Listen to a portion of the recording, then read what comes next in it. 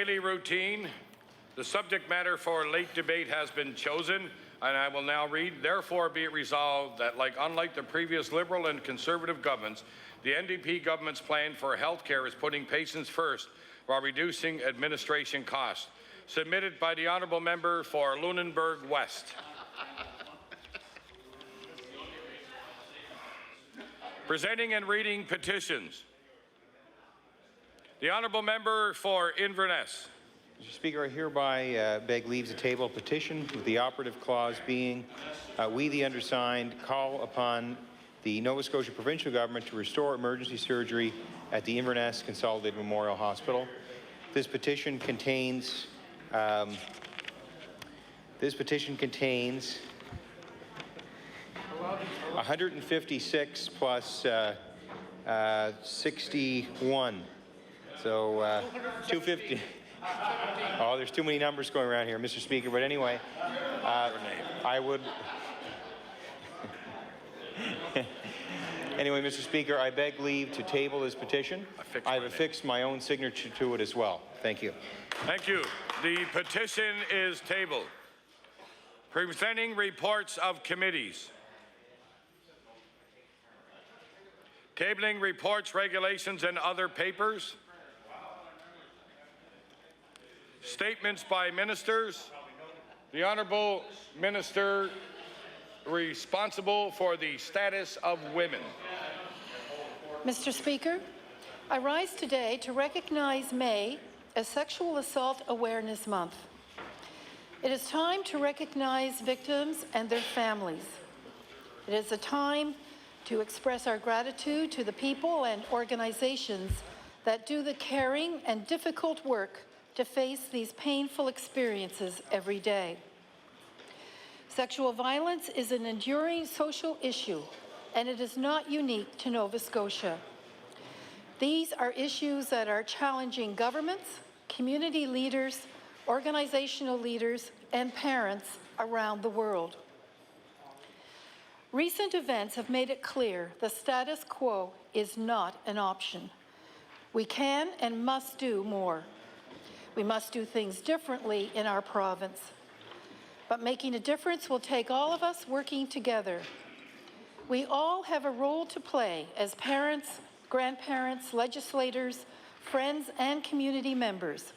Let's take a hard look at the programs, supports, and policies we have in place now and figure out how to improve them.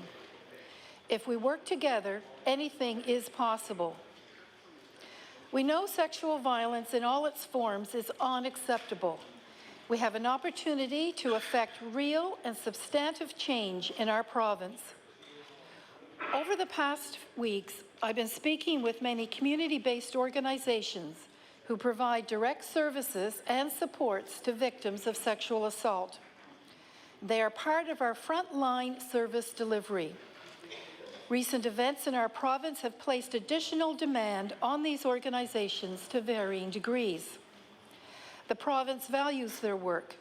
We are responding to requests for help from these organizations so that they can deal with the increase in inquiries, program requests, and service demand. Today's one-time emergency funding will help these organizations to continue to provide invaluable resources to those who need help. Organizations can request one-time emergency funding based on demonstrating an increased demand for services. The deadline is May 15th. For more information on the emergency fund, organizations can call the Status of Women office.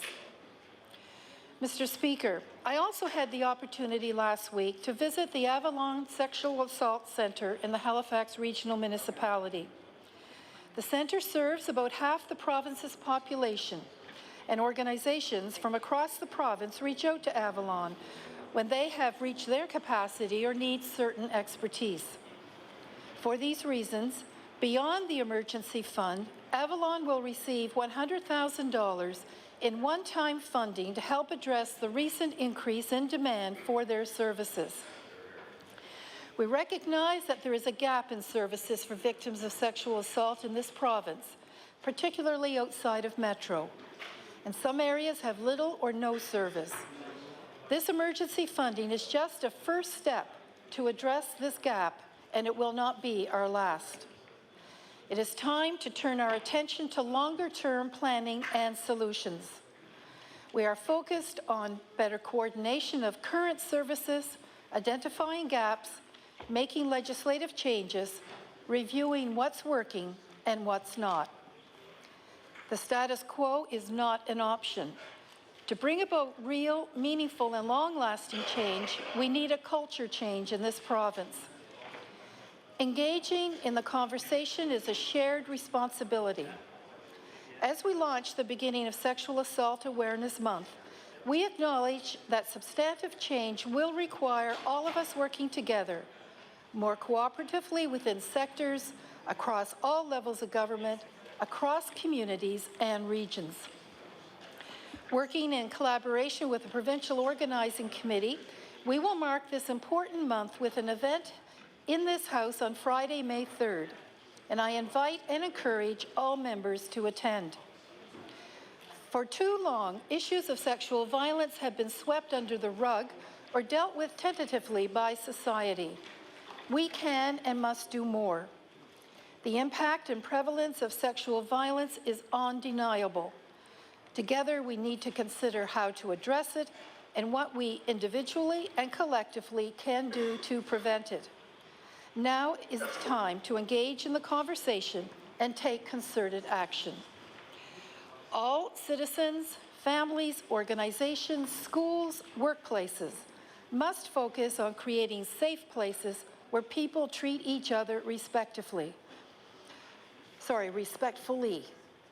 Change starts with us. I would also like to take this opportunity to convey a sincere thank you to the community-based organizations and caring professionals across this province that have tirelessly and passionately worked to address the issue. Your strength, courage, and commitment to addressing sexual violence is to be commended. The collective energy we have as members in this House, as community groups, and as citizens can be harnessed to make a real difference in addressing sexual violence in Nova Scotia. Thank you. The honourable member for Bedford First Cove. Thank you, Mr. Speaker. I would like to thank victims of sexual assault and their families for coming forward recently to share their experiences and alerting us to this crisis. As we know, there are many victims who cannot speak out. I would also like to take this opportunity to thank the committed organizations and individuals across the province who work to end sexualized violence with little recognition and even less funding. I would also like to thank the Minister's Office for sending her statement to us in advance. The Liberal Caucus is pleased to hear that organizations, including the Avalon Sexual Assault Centre, will be able to access emergency funding to provide sexual assault services. We have repeatedly called on this government to increase funding to organizations to ensure they can meet the need in their communities. This announcement is coming as the result of a tragedy, but let's be clear. Sexual assault is not a new phenomenon in this province. The minister said sexual violence is an enduring social issue and is not unique to Nova Scotia. This is true. However, Nova Scotia has the highest rates of sexual assault in Canada. We also have the lowest rates of conviction in the country.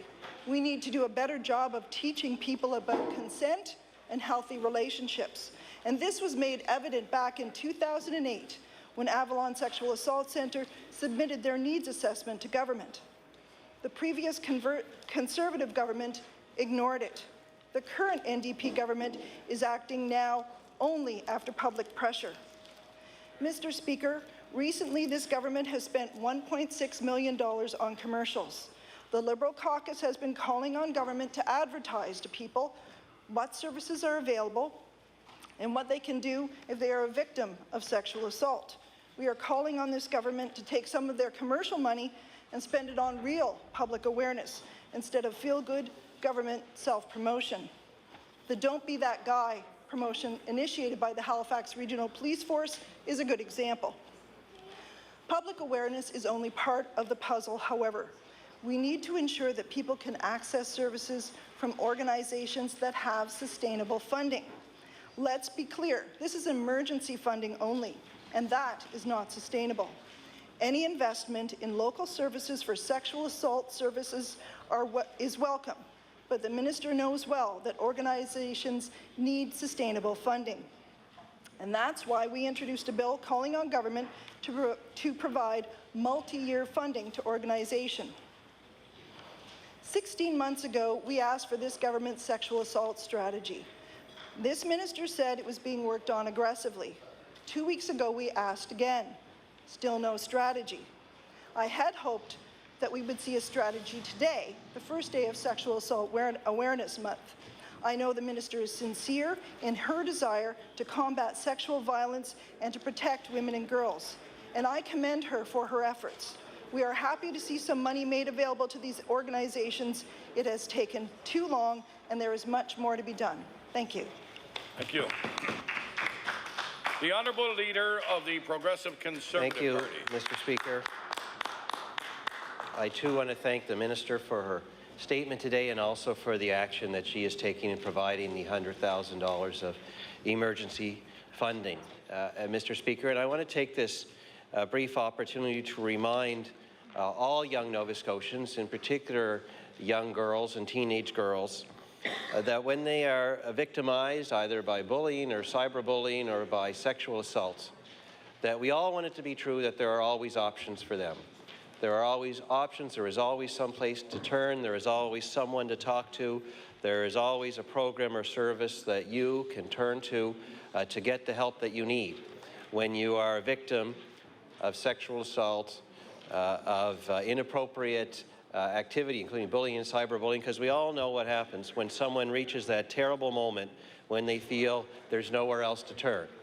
So, Mr. Speaker, let us all remind our fellow young Nova Scotians there's always an option, there's always a place to turn, and let's work to make that true, both through the services of the Avalon Centre and similar centres, and for all Nova Scotians, no matter where they live in our province.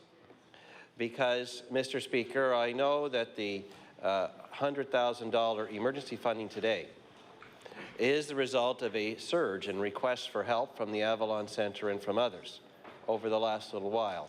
As awareness of sexual assault and the terrible victimization that occurs and the lack of options that sometimes victims feel, because of the increased awareness of those things, Mr. Speaker, there is now increased attention to where one should turn and increased need for those services, and the $100,000 will be greatly welcomed, I know, by the Avalon Centre and others that provide similar services. So let me also say a thank you to them, many of them volunteers, many of them working on a shoestring budget, for all the work they do to plug those holes in our social fabric, to do all they can to make sure that victims of sexual assault, that young girls, that young Nova Scotians do have a place to turn, do know that there are options available to them, do know that there should never be and will never be a point where they give up hope that they can get the help that they need, Mr. Speaker. So this is emergency funding, Mr. Speaker, but let's also work towards a day where Avalon Sexual Assault Centre and others have the permanent long-term funding that they need to provide that service. Let's work today to make sure there is a long-term, permanent, sustainable plan to provide help and assistance to victims of sexual assault so that emergency funding does not become an ongoing part of the scene, Mr. Speaker. For example, just last year, the Avalon Centre had to cut from their budget a legal support advocate because they didn't have the funding. Now, Mr. Speaker, if there's ever an example of a false savings, that would be it. And so here we are today with emergency funding. But when ultimately what's needed is appropriate funding at all times to make sure that that great wish we all have, that people know that the services are there when they need them, will be true all the time.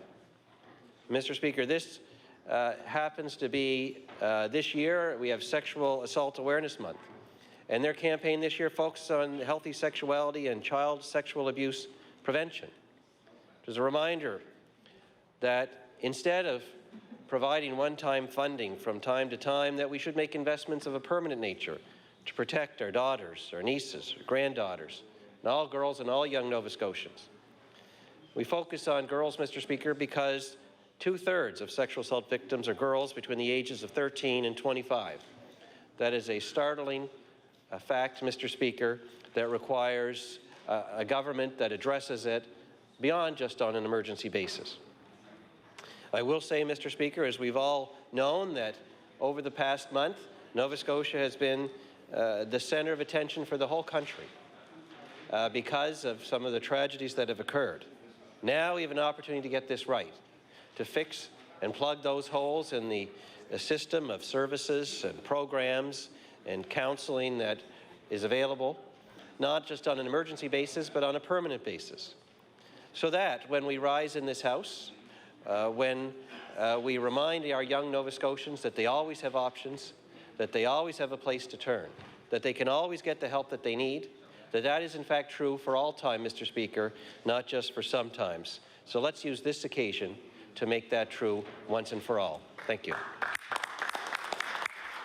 The honourable member for Bedford Birch Cove on an introduction. Thank you, Mr. Speaker. I would like to direct the members' attention to the West Gallery, where we are being visited today by some members of the 1st Bedford Scout Troop with their leaders Al Havel and Brent Newsom. And I would like the Scout Troop to rise and please receive the warm welcome of the House.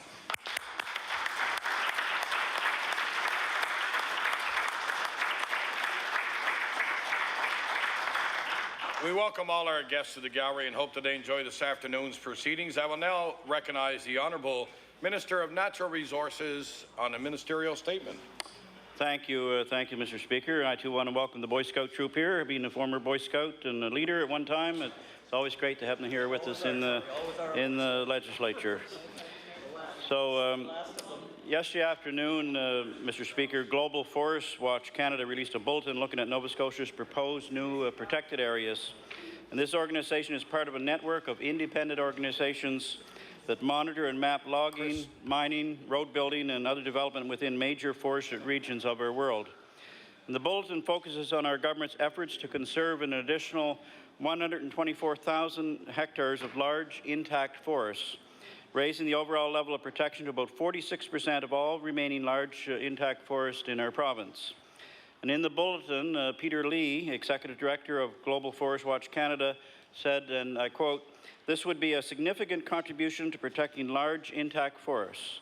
With these new protected areas, about half of all remaining large intact forests in Nova Scotia will soon be protected if the Government of Nova Scotia proceeds," unquote. And Mr. Speaker, if all of the proposed protected areas being considered are implemented, over 13% of our province will be protected, placing Nova Scotia second in Canada only to British Columbia for the total percent of protection.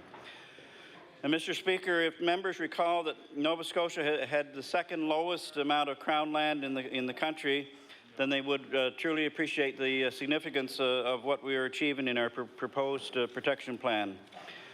And in today's Chronicle Herald, Chris Miller with the Nova Scotia chapter of the Canadian Parks and Wilderness Society said his organization is, quote, "really pleased to see this analysis come out and affirm the government is headed in the right direction," unquote.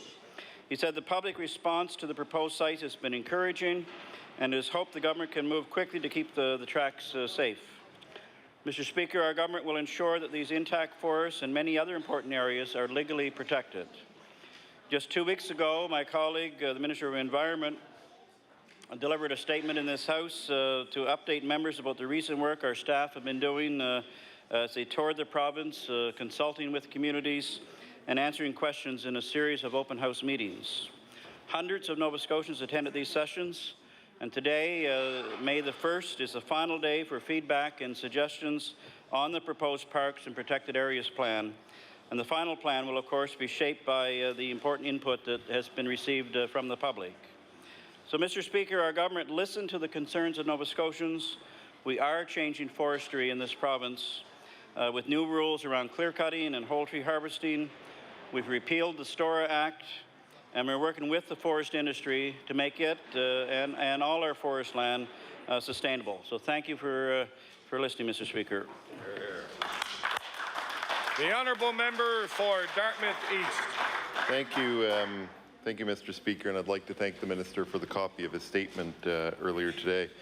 I think, Mr. Speaker, many Nova Scotians would be happy that the protected areas that were originally envisioned through all party support of the Environmental Goals and Sustainable Prosperity Act and later expanded, again, with all party support, is working towards becoming a reality. Of course, not surprised the Minister would offer a ministerial statement today, given the bulletin by Global Forest Watch Canada, and I do think it's actually a good thing that we're getting large areas of contiguous forest. I probably shouldn't be surprised, though, that the Minister did not do a statement last week from when the Mining Association of Nova Scotia released a statement pointing out that on February 28th, when the Minister made the announcement on the new protected areas, he also committed that all the impacted landowners would be contacted by his department or the Department of the Environment in advance of the public consultations. Most of those have not yet been contacted, and as the Minister noted, those consultations wrap up today, which means they haven't been able to participate, and I will table a letter that notes that. Mr. Speaker, I'm left to wonder why the changes which allowed the expanded areas of expanded protected areas and received all party support, then I'm left to wonder why the Minister would then not follow through on his obligations and commitments to contact the potentially impacted landowners and right holders so that they could have buy-in from them as well. And it's unfortunate that the Minister has missed that step. So here we are 2 months after the announcement of the protected lands, and many of the people have yet to be contacted. And so will the Minister and maybe the Environment Minister get up and congratulate himself on a similar ministerial statement when and if these associations or landowners, as suggested in the letter I just tabled, result in some of these lands becoming mired in legal troubles? We don't know, because the Minister hasn't contacted those. So, Mr. Speaker, this is no different than the issue of clear-cutting, where the government created a definition which it considers very little to actually end up being clear-cut. And it is no different than the delays in the natural resources study being completed. You know, Mr. Speaker, it is good news that they're moving ahead with further protected areas, and that's why we supported that. And that's why, in fact, in the last government and this government, the move towards protected areas has received all-party support. Mr. Speaker, my hope is that in the future, the Minister will be willing to also recognize those organizations who have questions that they feel are not being answered, because I think this is something that's important to have buy-in from everybody. In closing, Mr. Speaker, let me observe that yesterday we had a statement by the Minister of Community Services on protected areas. Today we have a statement from the Minister of Natural Resources on the same topic. And I say to the Minister of the Environment, whose portfolio the government says protected areas falls under, hopefully one day they'll let him speak too. Thank you very much. The honourable member for Cape Breton West. Thank you very much, Mr. Speaker. Mr. Speaker, I'd like to thank the Minister for providing us with an advanced copy of his statement today as well. Mr. Speaker, we all want balance between industry and preserving the natural pristine of Nova Scotia. Nova Scotia is home to some of the most beautiful forests and scenery in the world, and that is something that Nova Scotians want to protect. Our landscape is part of our culture and must be protected for future generations. Mr. Speaker, when a progressive Conservative government brought in the Environmental Goals and Sustainability Act, we did it because we have a firm belief that we must always keep our future generations in mind with every decision that we make. We must make sure that our environment is protected as we find new ways to harmonize economic prosperity with environmental sustainability. Forest preservation means working to protect the forests, ensure sustainable forestry practices, working with the harvesters and industry to create a balance that works for Nova Scotia. Mr. Speaker, the government's claim about changing forestry in our province is thinly veiled. Not only did they let deadline after deadline after deadline pass, while woodlot owners were kept in the dark on a clear-cutting definition, they finally revealed it nearly 2 years after the fact. Harvesters need to have access to forests that yield good economic value for their business, the economy of the province, and we must ensure they are aware of the risk of overharvesting. By protecting our lands and forests, we can do part of this. But the government, Mr. Speaker, needs to work better with those in the industry to ensure that both industry and environment have a future in our province. There are a few examples beyond land and forest protection that we see this government take an interest in protecting future generations. We believe that this must apply to all the decisions made by this government. Mr. Speaker, we do not want to leave our children with our debt. We do not want to see them have fewer services because we were not financially responsible ourselves. Mr. Speaker, this government has added more than $1 billion to the debt and cut frontline services in health and education. Future generations care about these things, and Mr. Speaker, in this caucus, we care about them too. We are pleased to see this government continued interest in land and forest protection, but I would be remiss if I didn't remind the government how important it is to consider future generations in all decisions that this government makes. Thank you very much, Mr. Speaker.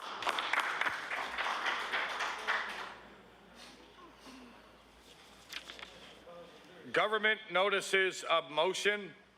The Honourable Minister responsible for the status of women and the Public Service Commission. Thank you, Mr. Speaker. I hereby give notice that on a future day, I shall move the adoption of the following resolution. Whereas the Excellence in Public Service Award is the most prestigious award a Government of Nova Scotia employee or team can receive, and whereas the Mills team was selected for its work developing and executing a plan to protect jobs, sustain the forest industry, and set the groundwork to transform the sector. And whereas the exemplary public servants that make up the Mills team broke new ground for government by pioneering a new approach to respond to and support communities in need. Therefore, be it resolved that all members of this House of Assembly congratulate the Mills team for being recognized with the 2013 Excellence in Public Service Award for their innovative approach to protecting jobs, communities, and the province's forestry industry, and thank all public servants for making life better for Nova Scotia families. Mr. Speaker, I request waiver of notice and passage without debate. There has been a request for waivers. Is it agreed? All those in favour say aye. All those against say nay. Motion is carried. The Honourable Minister of Transportation, Infrastructure, Renewal and Gaelic Affairs. Thank you, Mr. Speaker. Mr. Speaker, I hereby give notice and on a future day I shall move the adoption of the following resolution. Whereas today, May 1st, 2013, for the first time, the province raised the flag with the symbol of the Gaels at Province House to mark the beginning of Gaelic Awareness Month and to recognize the work and effort that the Gaelic community has committed to advancing the Gaelic language and culture.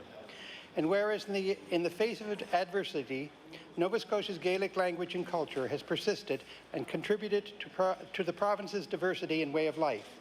And whereas the Gaelic story in our province is continuing to unfold with many active individuals, groups and communities working to learn and pass on the language and culture of the Gaels who settled here more than 240 years ago. Therefore, be it resolved that the members of the House of Assembly recognize the contributions that Gaels, through their language and culture, make to Nova Scotia's identity and wish all Nova Scotians a great Gaelic Awareness Month. Mr. Speaker, I ask for waiver of notice and passage without debate. There has been a request for waivers. Is it agreed? All those in favour say aye. All those against say nay. Motion is carried. The Honourable Minister of Community Services.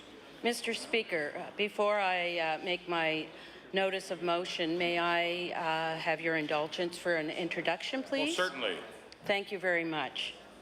I'd like to take this opportunity to acknowledge several guests who are with us here today in the gallery, and it's been my honor and pleasure to meet these guests earlier this afternoon. Firstly, I would ask them to stand as I introduce them. Dr. Shelley Whitman, who is the Executive Director of the Romeo Dallaire Child Soldiers Initiative, based at Dalhousie University's Center for Foreign Policy Studies.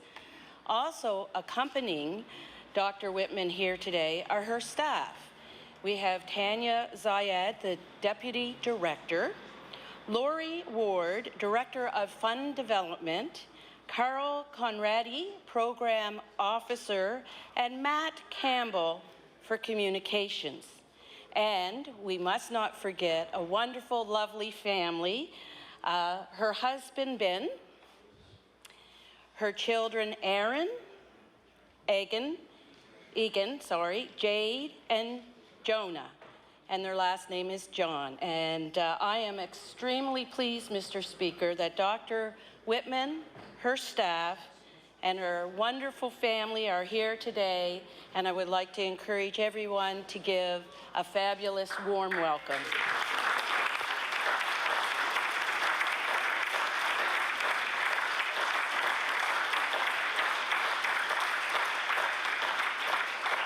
We welcome all our guests to the gallery and hope that they enjoy this afternoon's proceedings.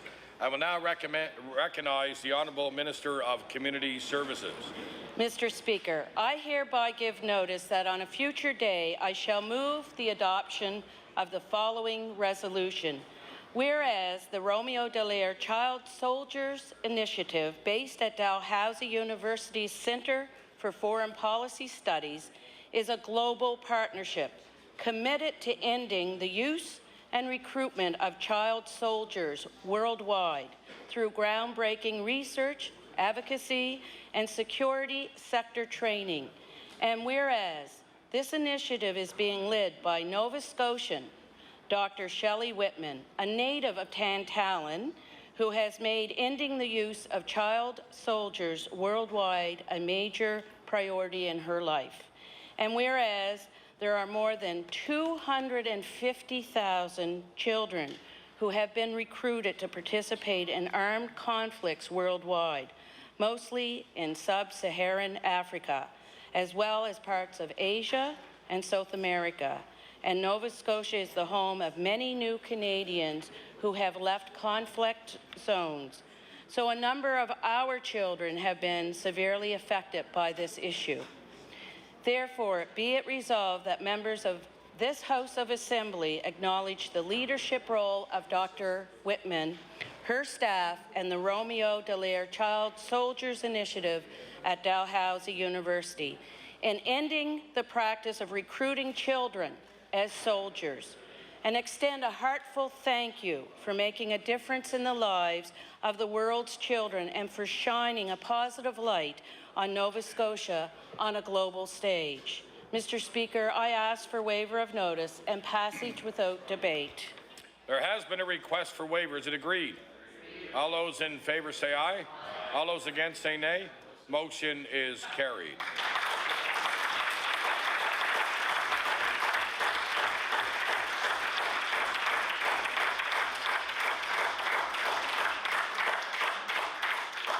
The Honourable Minister of Health and Wellness. Thank you, Mr. Speaker. I hereby give notice that on a future day I shall move the adoption of the following resolution.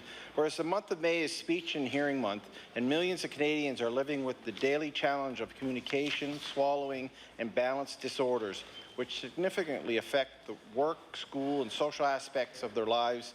And whereas individuals with these challenges, especially children and seniors, can be greatly assisted through early detection and intervention. And whereas greater awareness of where to find help is paramount to ensuring these individuals are able to lead richer and more productive and enjoyable lives. Therefore, be it resolved that all members of this House recognize May as Speech and Hearing Month and acknowledge the tireless efforts of the Speech and Hearing Association of Nova Scotia. Mr. Speaker, I request waiver of notice and passage without debate. There has been a request for waiver. Is it agreed? All those in favour say aye. All those against say nay. Motion is carried. The Honourable Minister of Communities, Culture and Heritage. Thank you, Mr. Speaker. Mr. Speaker, before I read this resolution, may I make an introduction? Most certainly. Mr. Speaker, members of the Legislature, sitting in the East Gallery today are three distinguished members of my constituency, three leaders of Neptune Theatre. Rob Batherson, President, who is known to members of this House, George Pothitos, Artistic Director, and Amy Melmock, who's General Manager at Neptune Theatre. I'd like them to rise and receive the warm applause of this House.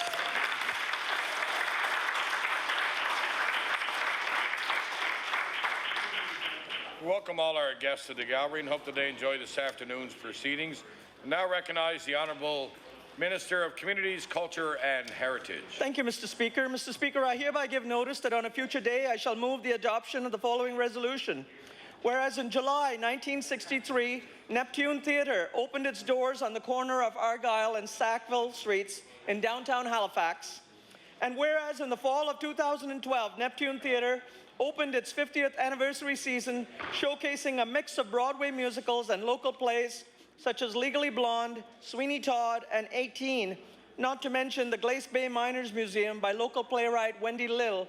And whereas Neptune Theatre has provided world-class live theatre for 5 decades, along with considerable economic, social, and educational benefits to the province of Nova Scotia.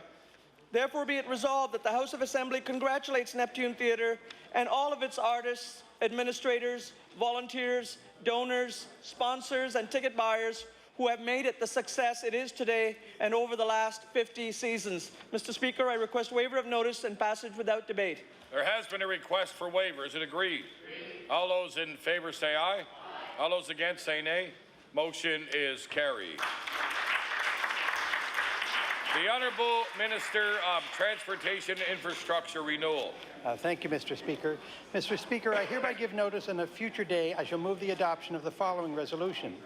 Whereas there are more than 26,000 motorcycles registered in Nova Scotia, and whereas May is the month when many motorcycle owners begin to bring their vehicles back on the road, and whereas awareness of motorcycles on our streets and highways and extra vigilance of all drivers will help reduce injuries and fatalities, therefore be it resolved that all members of this House of Assembly join us in acknowledging that May has been proclaimed as Motorcycle Safety Awareness Month in the province of Nova Scotia.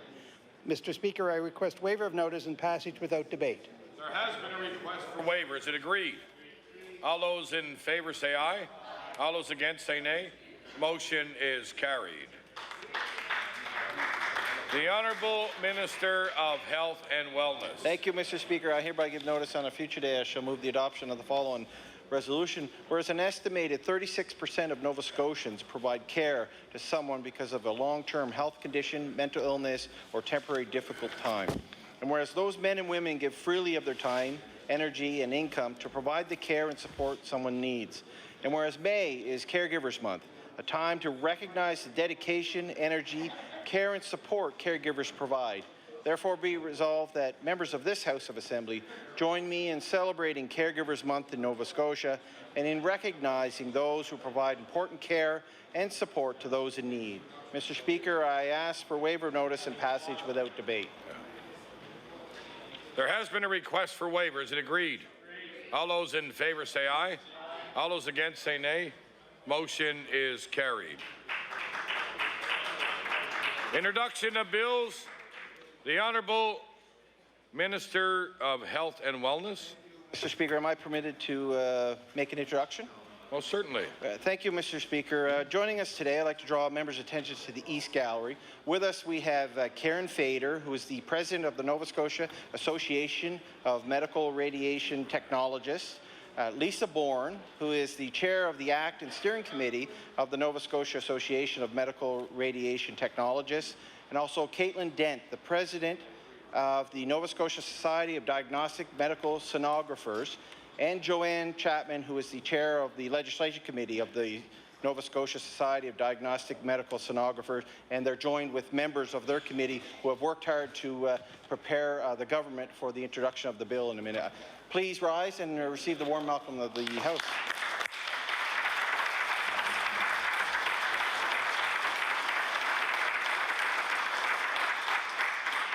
Welcome all the guests to the gallery and hope they enjoy this afternoon's proceedings. I'll now recognize the Honourable Minister of Health and Wellness on an introduction of his bill. Thank you, Mr. Speaker. I beg leave to introduce a bill entitled An Act Respecting the Practice of Medical Imaging and Radiation Therapy Professionals.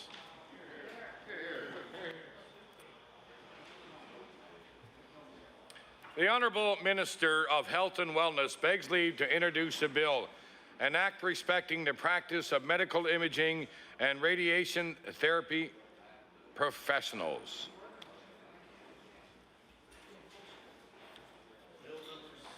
Bill number 70, entitled An Act Respecting the Practice of Medical Imaging and Radiation Therapy Professionals. Order that the bill be read a second time on a future day. The Honourable the Premier. Thank you, Mr. Speaker. I beg leave to introduce a bill entitled An Act to Amend Chapter 61 of the Acts 2012, an Act to amend Chapter 1, 1992 Supplement of the Revised Statutes 1989, the House of Assembly Act. The Honourable Premier begs leave to introduce a bill entitled An Act to Amend Chapter 61 of the Acts of 2012, an Act to amend Chapter 1, 1992 Supplement of the Revised Statute 1989, the House of Assembly Act. Bill number 71, entitled An Act to Amend Chapter 61 of the Acts of 2012, an Act to amend Chapter 1, 1992 Supplement of the Revised Statutes 1989, the House of Assembly Act. Order that the bill be read a second time on a future day. The Honourable the Deputy Premier. Thank you, Mr. Speaker. I beg leave to introduce a bill, an act to amend Chapter 61 of the Acts of 2012, an act to amend Chapter 1, 1992 Supplement of the Revised Statutes 1989, the House of Assembly Act. The Honourable Deputy Premier begs leave to introduce a bill entitled An Act to amend Chapter 61 of the Acts of 2012, an Act to amend Chapter 1 of 1992 Supplement of the Revised Statute 1989, the House of Assembly Act. Bill number 72, entitled An Act to Amend Chapter 61 of the Acts of 2012, an Act to amend Chapter 1, 1992 Supplement of the Revised Statutes 1989, the House of Assembly Act. Order that the bill be read a second time on a future day. The Honourable Member for Guysborough Sheet Harbour. Thank you, Mr. Speaker. Mr. Speaker, I beg leave to introduce a bill entitled An Act to Amend Chapter 61 of the Acts of 2012, an Act to amend Chapter 1, 1992 Supplement of the Revised Statutes 1989, the House of Assembly Act.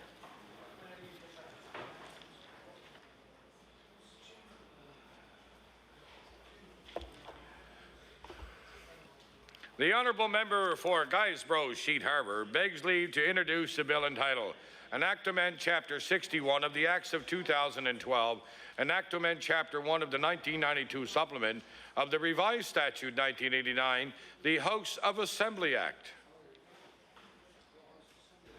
Bill number 73, entitled An Act to Amend Chapter 61 of the Acts of 2012, an Act to amend Chapter 1, 1992 Supplement of the Revised Statutes 1989, the House of Assembly Act.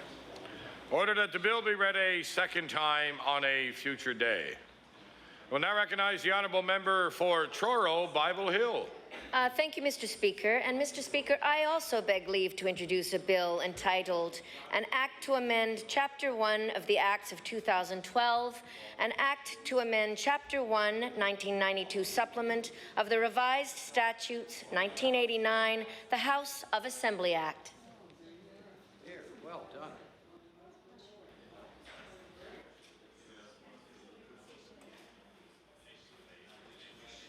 The Honourable Member for Truro, Bible Hill begs leave to introduce a bill entitled An Act to amend Chapter 61 of the Acts of 2012, an Act to amend Chapter 1, 1992 Supplement of the Revised Statute 1989, the House of Assembly Act. Bill number 74, entitled An Act to Amend Chapter 61 of the Acts of 2012, an Act to amend Chapter 1, 1992 Supplement of the Revised Statutes 1989, the House of Assembly Act. Order that the bill be read a second time on a future day. The Honourable Member for Hammonds Plains, Upper Sackville. Thank you very much, Mr. Speaker. I beg leave to introduce a bill entitled An Act to Amend Chapter 61 of the Acts of 2012, an Act to amend Chapter 1, 1992 Supplement of the Revised Statutes 1998, the House of Assembly Act.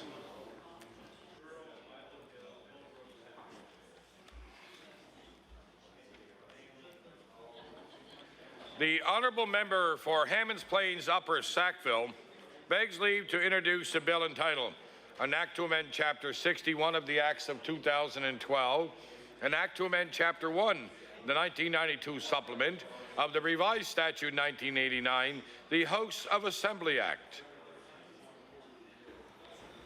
Bill number 75, entitled An Act to Amend Chapter 61 of the Acts of 2012, an Act to amend Chapter 1, 1992 Supplement of the Revised Statutes 1989, the House of Assembly Act.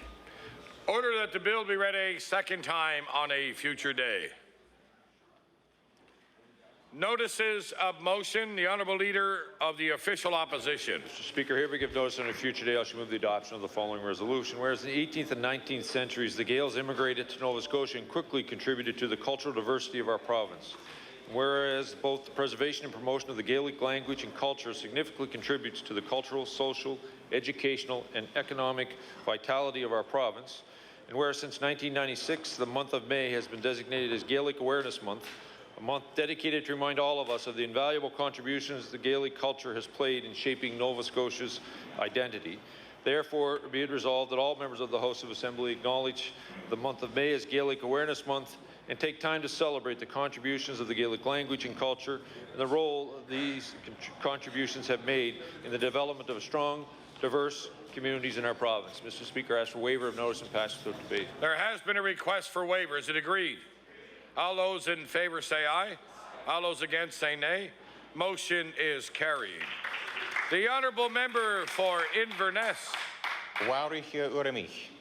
Hamialeko Aiken Gumbimi Sanam Richian Akur Adarst and Ruin Alenish Sun Galrish. Whereas May is Gaelic Awareness Month in Nova Scotia, and whereas Gaelic continues to live because of the interest of Nova Scotians who speak and who try to learn this founding language of our province. Whereas modest government support for Gaelic is an investment in education and the maintenance of a language and culture that contains insights, wisdom, and humor that date back thousands of years. Therefore, be it resolved that the members of this House acknowledge Gaelic Awareness Month for recognizing the spirit of Nova Scotians who are Gaels.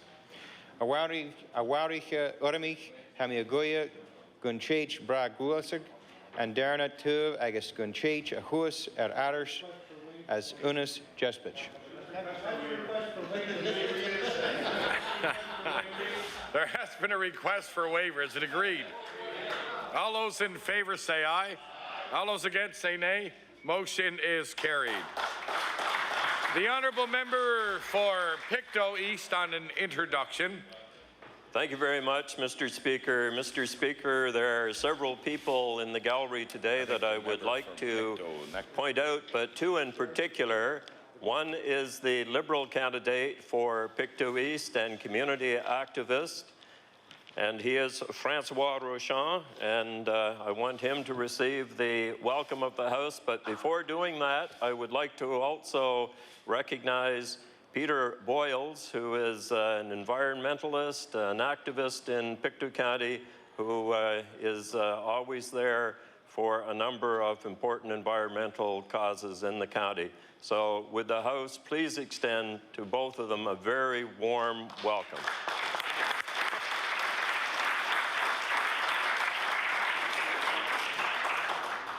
Welcome all our guests to the gallery and hope they enjoy this afternoon's proceedings.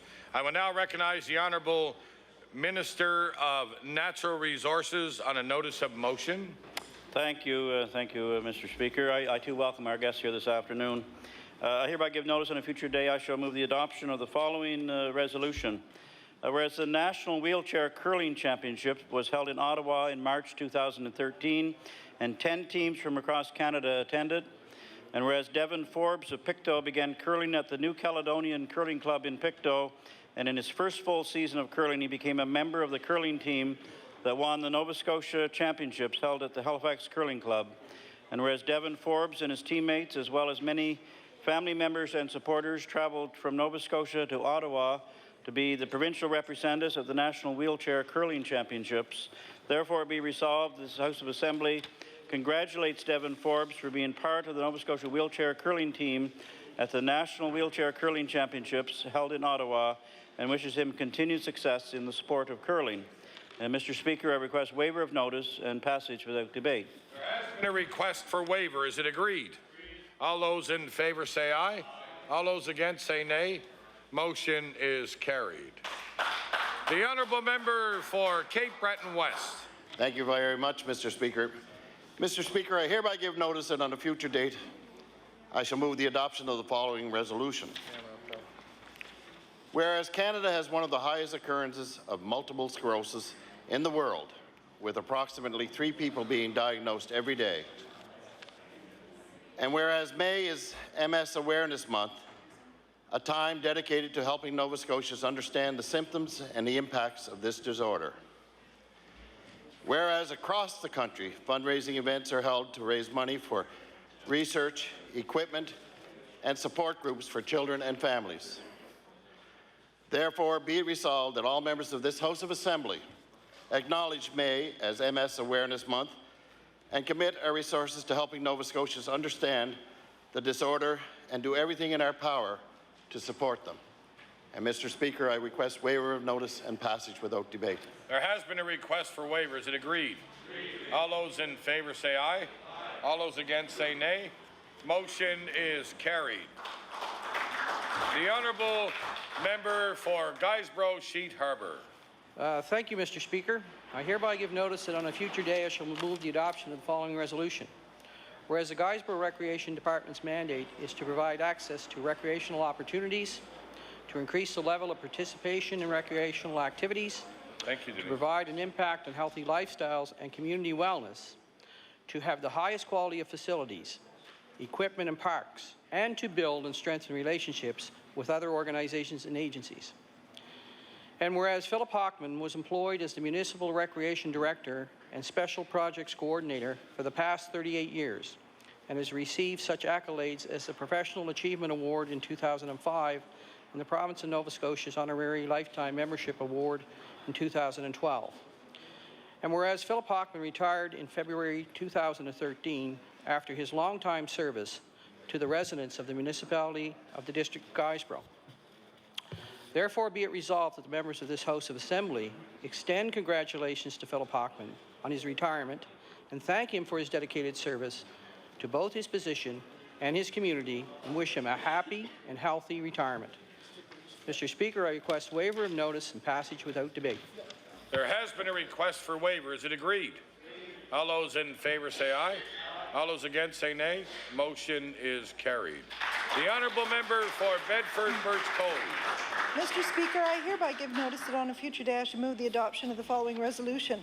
Whereas Nova Scotia has the highest rates of sexual assault and the lowest conviction rates of sexual assault cases in the country, and whereas service providers across the province who counsel victims, deliver outreach programs, and advocate for change are chronically underfunded, and whereas May marks Sexual Assault Awareness Month, therefore be it resolved that all members of the House call on this NDP government to take real long-term action to address sexualized violence in the province and ensure that all Nova Scotians have access to service. Mr. Speaker, I ask for waiver of notice and passage without debate. There has been a request for waiver. Is it agreed? I hear several noes. The motion is tabled. The Honourable Member for Inverness. Mr. Speaker, I hereby give notice that on a future date I shall move the adoption of the following resolution. Whereas Jeopardy has been broadcast on television for nearly 5 decades, has an average of 25 million viewers each week, and won 30 Daytime Emmy Awards.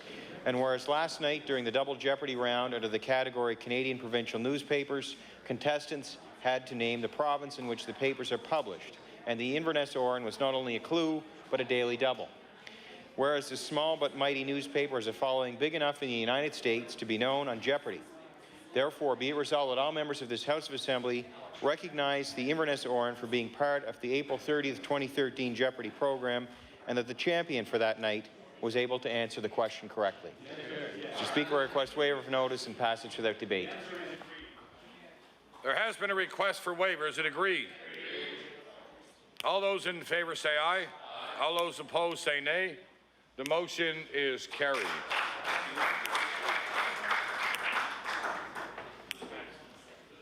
The Honourable Member for Truro Bible Hill. Thank you, Mr. Speaker. Mr. Speaker, I hereby give notice that on a future day I shall move the adoption of the following resolution. Whereas Truro Fire Chief Blois Curry and firefighters from the Truro Fire Service, along with other volunteer firefighters, emergency services, and more than 60 volunteers, worked together on Thursday, April the 18th, to extinguish a fire at the historic A.J. Walker building on Prince Street in Truro. And whereas the firefighters of the Truro Fire Service are commended for their excellent work during 10 hours of fighting, containing, and extinguishing this fire, and managing to keep other local businesses in the area safe from fire damage. And whereas the citizens of Truro, including a group of small children who brought the firefighters chocolate chip cookies and letters of thanks, hailing them as heroes for saving our town, and wanted to thank the Truro Fire Service for their great work, therefore be it resolved that the Nova Scotia Legislature thanks the Truro Fire Service and Fire Chief Blois Curry for their work on behalf of all the citizens of Truro. Mr. Speaker, I request waiver of notice and passage without debate. There's been a request for waivers. It agreed. All those in favour say aye. All those against say nay. Motion is carried. I'm going to recognize the honourable member for Bedford Birch Grove on a resolution she read earlier. I'm going to ask her to read the operative clause, please. Birch Cove. Thank you, Mr. Speaker. The Speaker knows it's Birch Cove. He does.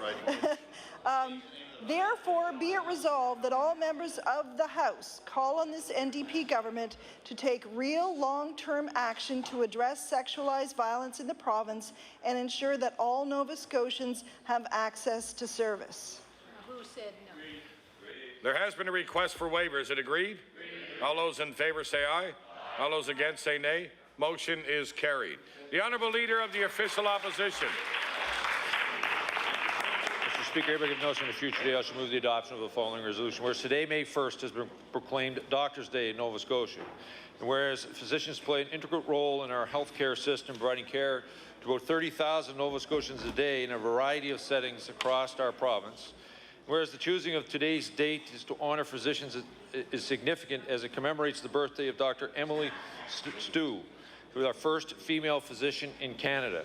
Therefore, be it resolved that all members of the House of Assembly acknowledge today, May 1st, as Doctors' Day and extend our appreciation to all physicians across Nova Scotia for their dedication and commitment when it comes to the provision of quality patient care on a daily basis. Mr. Speaker, I ask for waiver of notice and passage without debate. There has been a request for waivers. It agreed. All those in favour say aye. All those against say nay. Motion is carried. The Honourable Member for Cole Harbour Eastern Passage. Thank you, Mr. Speaker. I hereby give notice that on a future day I shall move the adoption of the following resolution. Whereas retired Captain Medrick Cousineau of Eastern Passage was seriously injured during a helicopter rescue operation of 2 American fishermen 27 years ago, which left him a lifelong struggle with post-traumatic stress disorder, or PTSD, and today is aided by his canine assistant, Ty, a service dog provided by the Canine Assistance and Rehabilitation Services Program of Concordia, Kansas, the Royal Canadian Legion Poppy Fund, and the Royal Canadian Legion Branch 164 of Eastern Passage. And whereas Medrick, whose life has been aided immensely by Ty, hopes to raise awareness of veterans suffering from mental health issues associated to PTSD by raising funds for 50 dogs in 50 days for 50 veterans through his Pause for Thought Long Walk initiative. And whereas Medrick's Pause for Thought Long Walk from Eastern Passage will begin in August and continue for 50 days with stops including Gagetown, Montreal, Trenton, and Toronto, ending in Ottawa, averaging 21 kilometres per day. Therefore be it resolved that this Nova Scotia House of Assembly thanks retired Captain Medrick Cousineau for his service, bravery, and advocacy on behalf of all Canada's veterans, and wishes him great success in his Long Walk initiative with his faithful assistant, Ty. Mr. Speaker, I request waiver of notice and passage without debate. There has been a request for waivers. Is it agreed? All those in favour say aye. All those against say nay. Motion is carried. The Honourable Member for Bedford Birch Cove. Mr. Speaker, I hereby give notice that on a future day I shall move the adoption of the following resolution. Whereas Federal New Democratic Party leader Thomas Mulcair is calling on the federal government to release archived documents related to the constitutional negotiation that led to the patriation of Canada's Constitution in 1982. And whereas Mr. Mulcair has criticized the Supreme Court of Canada without foundation, accusing it of never intending to investigate the allegation of inappropriate communications between judges and members of the executive branch, and whereas this is simply an attempt by separatists in the NDP to foment anti-federalist feeling in Quebec, Therefore, be it resolved, the members of this House of Assembly condemn the Federal New Democratic Party and its leader, Thomas Mulcair, for his irresponsible actions, for attempting to politicize the application of the Access to Information Act, for criticizing the Supreme Court without foundation, and for playing the game of separatist leaders. Mr. Speaker, I ask for waiver of notice and passage without debate. There has been a request for waiver. Is it agreed? I hear several noes. The motion is tabled.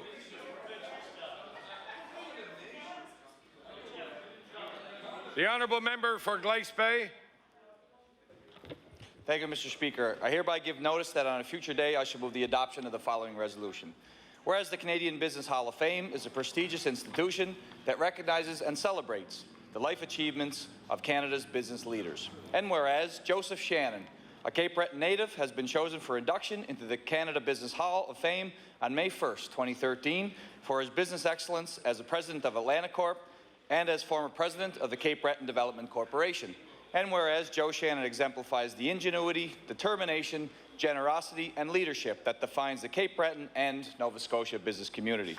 Therefore, be it resolved that all members of this House congratulate Joe for being inducted into the Canada Business Hall of Fame, recognizing his professional achievements and enduring contributions to Cape Breton, Nova Scotia, and Canada. Mr. Speaker, I ask for waiver of notice and passage without debate. There has been a request for waiver. Is it agreed? All those in favour say aye. All those against say nay. Motion is carried. The honourable member for Halifax Atlantic. Thank you, Mr. Speaker, and I hereby give notice that on a future day I shall move the adoption of the following resolution. Whereas Ralph Pickard of Bald Head, Nova Scotia, launched Nova Scotia Webcams through his company Cuvisto only 4 years ago, and whereas Nova Scotia Webcams now has 60 high-definition cameras across the province, from historic Cape Forshue to Cape Breton's Highland Links, and whereas NovaScotiaWebcams.com registers 15 million page views a year and brings 800,000 distinct visitors from more than 180 countries to the virtual shores of Nova Scotia. And whereas Ralph Pickard and his Nova Scotia Webcams company, operating out of Herring Cove, was recently recognized as winner of Extreme Group's inaugural Extreme Tourism Fund, established to provide strategic and creative communication services free of charge to a deserving tourism-related organization. Therefore, be it resolved, this House extend congratulations to Ralph Pickard for his innovative Nova Scotia Webcams, bringing our province closer to people around the world and being the unanimous choice as winner of the inaugural Extreme Tourism Fund Award. Mr. Speaker, I request waiver of notice and passage without debate. There has been a request for waiver. Is it agreed? All those in favour say aye. All those against say nay. Motion is carried. The honourable member for Glace Bay. Mr. Speaker, I hereby give notice that on a future day I shall move the adoption of the following resolution. Whereas workers around the world have fought hard and won labour rights. Whereas good jobs, fair wages, and a growing economy is essential for the well-being of our province. And whereas workers around the world are celebrating May Day, or International Workers' Day, at rallies and events. Therefore, be it resolved, all members of this House recognize the contributions of workers on this occasion of International Workers' Day. Mr. Speaker, I ask for waiver of notice and passage without debate. There has been a request for waiver. Is it agreed? All those in favour say aye. All those against say nay. Motion is carried. The honourable member for Halifax Shabukto. Mr. Speaker, I hereby give notice that on a future day I shall move the adoption of the following resolution. Whereas the Honourable Robert Elgee, lawyer and neurosurgeon and former minister in the government of the province of Ontario, died on April 3rd, aged 84. And whereas Robert Elgee, as Minister of Labour, brought in legislation to amend the Ontario Human Rights Code to protect persons with disabilities from discrimination, thus setting a model for the rest of the nation. And whereas Robert Elgee subsequently became founding director of the Health Law Institute at Dalhousie University Law School and was also chair of the Workers' Compensation Board. Therefore, be it resolved that this House notes the passing of Dr. Robert Elgee and offers its condolences to his family. Mr. Speaker, I ask for waiver of notice and passage without debate. There has been a request for waiver. Is it agreed? All those in favour say aye. All those against say nay. Motion is carried. The honourable member for Cumberland North. Thank you, Mr. Speaker. I hereby give notice that on a future day I shall move the adoption of the following resolution.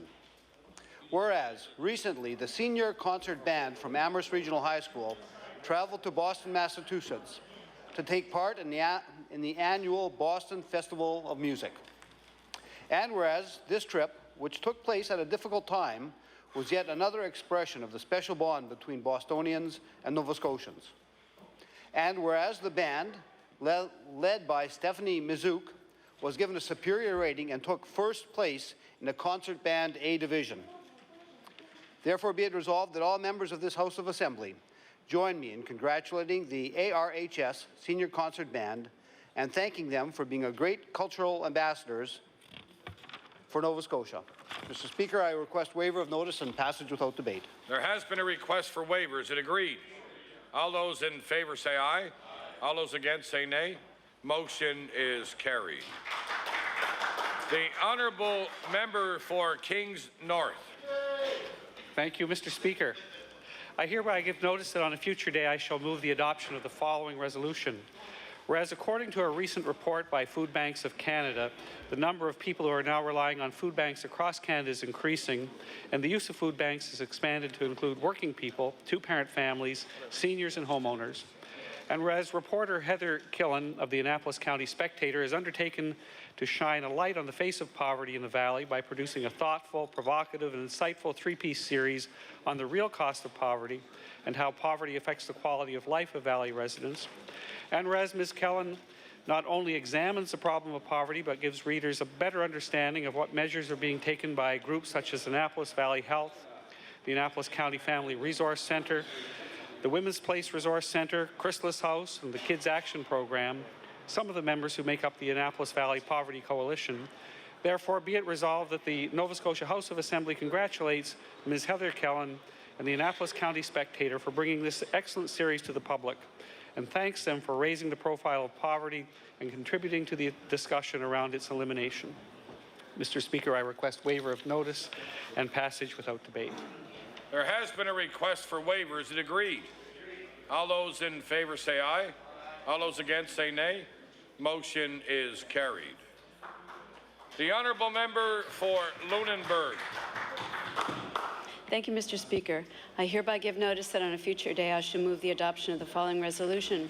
Whereas the Dynamite Trail Association, the Bay to Bay Trail Association, and other groups along an existing shared-use trail system between Halifax and Lunenburg is attempting to lure tourists from across the world with a new tourist destination, and whereas a recent assessment of the trail by the Department of Tourism scored the stretch of trail between Halifax and Lunenburg at 93 out of 100, meeting destination qualifying criteria.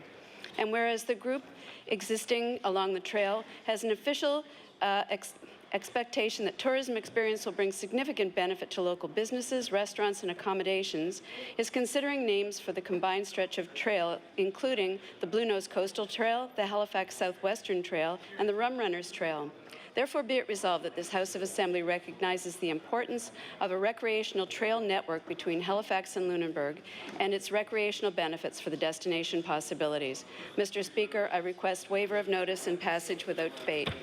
There has been a request for waivers. Is it agreed? All those in favor say aye. All those against say nay. Motion is carried.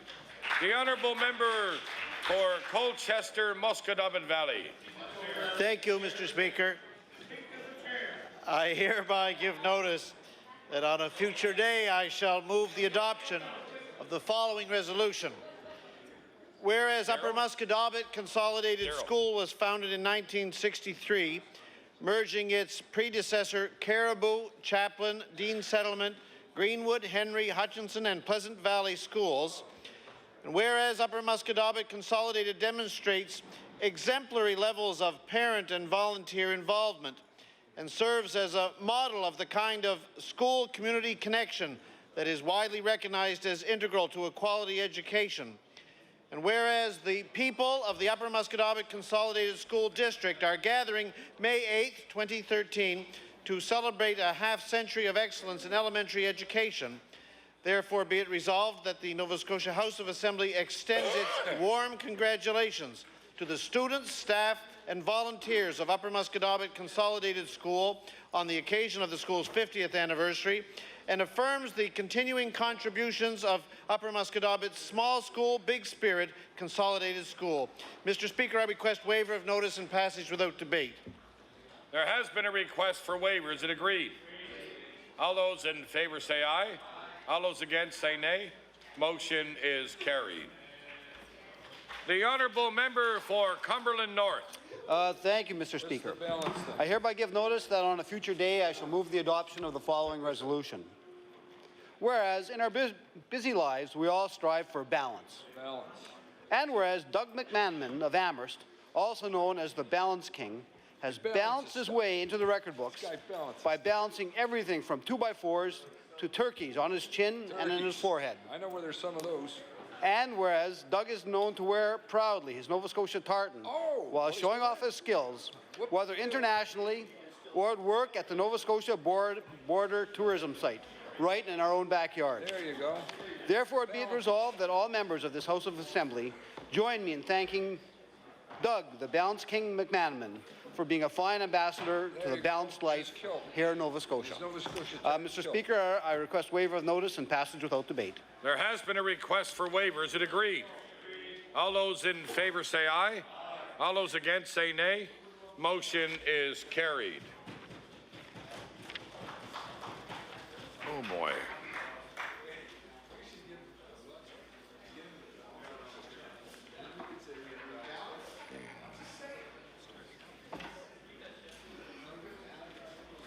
Orders of the day, oral questions put by members to ministers. It is now 3:14. We will finish at 4:43. I will now recognize the honourable leader of the official opposition. 4:44. Thank you, Mr. Speaker. The amount of money the Premier has spent on marketing the NDP agenda, Mr. Speaker, has many Nova Scotians shaking their heads with this government's priorities. For example, when it comes to public education, the NDP has cut $76 million from the classrooms, Mr. Speaker, resulting in over 700 teacher cuts and wait lists for nearly 2,000 kids across the province to access speech-language pathologist and school psychologist services. So my question to the Premier, how can the Premier justify cutting tens of millions of dollars from students in this province while he spends tens of thousands of dollars to promote his education ads? The Premier. Mr. Speaker, of course, as usual, the preamble is entirely incorrect. We have not cut that money out of education, and in fact, we spent a great deal of effort, time in ensuring that we get the programming in place to deliver the best quality education to students in this province. In fact, Mr. Speaker, I can proudly say that the per capita funding for students in this province is at its highest level ever in this province.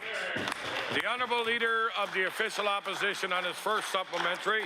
Mr. Speaker, this NDP government has cut $76 million out of public education, Mr. Speaker.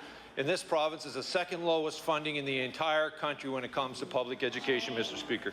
Meanwhile, Mr. Speaker, between radio ads, TV ads, and those famous promotional lunch bags, Mr. Speaker, this government has spent nearly $750,000 on political advertising. So could the Premier please tell this House why he thinks it's more important to do political advertising instead of investing in Nova Scotia children? Honourable the Premier. Mr. Speaker, that's not true. And I would just point out that when the Liberals were in power, we had the worst record of funding education in the country. And we have been finally making progress on that. When the member for Colchester North was the Minister of Education, we had the worst funding in the country, Mr. Speaker. And we now have increased the per capita funding. And I also want to point out, Mr. Speaker, that at one point in time in this province, we had 216,000 students in PD12. This year, we have 120,000 in this province. So there's almost 100,000 students less in our public school system. It has been difficult to adjust to that kind of reduction in demand. But we are following a course that is designed to support rural schools, designed to support and defend the quality of education in this province, and to deliver to the young people of our province the best possible education. The Honourable Leader of the Official Opposition on his final supplementary. Mr. Speaker, when the member from Colchester North was the Minister of Education, she invested in Nova Scotia students, Mr. Speaker. Mr. Speaker, she didn't ask young people, Mr. Speaker. Mr. Speaker, she didn't ask, Mr. Speaker. She didn't ask young people, Mr. Speaker. Mr. Speaker, she didn't ask young people, Mr. Speaker, to pay for the political advertising, Mr. Speaker, that government is doing, Mr. Speaker. Mr. Speaker, most recently, Mr. Speaker. Order, please. Order. The Honourable Leader of the Official Opposition has the floor, please. Thank you, Mr. Speaker. Mr. Speaker, most recently, the NDP government has spent $139,520 on their fairer power rate ads which have no value to anyone outside the NDP election war room. Mr. Speaker, these government ads were quickly followed by very similar advertisements by Emera and Nova Scotia Power. Given the cozy relationship between the Premier has with Nova Scotia Power, it should come to no surprise to Nova Scotians that they've teamed up on their advertising buy. So my question to the Premier, did the Premier actually seek approval from Emera before he aired those advertisements? Honourable the Premier. Well, Mr. Speaker, I know the Leader of the Liberal Party and the Leader of the Opposition wants to defend the member for Colchester North, but I think she made those investments when she was actually a Conservative member of the legislature. But let's remember the actual Order, record. please. Order.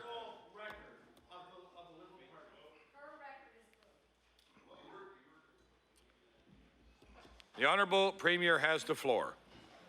Let's remember the actual record of the Liberal Party when they were in power. First of all, they smashed the collective agreements of the teachers, they fired them, and they ensured that we had one of the worst funding levels with respect to education anywhere, no, the worst, anywhere in the country. But, you know, they didn't have any problem with doing their own ads. They just took the money from their trust funds and they put it into advertising. The Honourable Leader of the Progressive Conservative Party. Thank you, Mr. Speaker. And on to more serious topics. In the last 4 years, full-time employment for young Nova Scotians, those aged 15 to 24, actually dropped by a staggering 12.6%, Mr. Speaker. A loss of 4,600 jobs for Nova Scotia young people, and I'll table that seasonally adjusted report from Statistics Canada. That's despite having a government that spent $200 million on their Jobs Here plan and other expensive NDP bailouts and giveaways. Mr. Speaker, there's already talk of elections around here. Young Nova Scotians are voting with their feet. 4,600 of them have lost their jobs in the last 4 years, and we know where they've gone. They've gone out west. My question for the Premier, how did he manage to spend $200 million and lose 4,600 jobs at the same time? Honourable the Premier. Mr. Speaker, everyone who watched his question period knows that that's not true. And they know that the Leader of the Conservative Party simply cherry picks out pieces of Statistics Canada reports that don't reflect the reality of Nova Scotia at all. People who watch carefully know that Nova Scotia was the only province in the country to actually have a net gain in jobs in the last year. That every reporting organization, whether it's Atlantic Provinces Economic Council or whether it is the CIBC World Markets or the Bank of Montreal or any of them, all say the same thing, which is that Nova Scotia's economy has been resilient, and that in fact, Mr. Speaker, they say that finally, after 20 years, the 10 years captured by the last Conservative government and, of course, capturing the last Liberal government, after having the worst economic development over all those years, that Nova Scotia is finally poised to turn the corner to a more positive economy, that we are going to move up among the provinces in terms of growth. Mr. Speaker, that is good news. The Honourable Leader of the Progressive Conservative Party on his first supplementary. Mr. Speaker, perhaps the Premier is beginning to believe his own TV ads, and he's the only one that does. It's time to change the channel back to reality TV.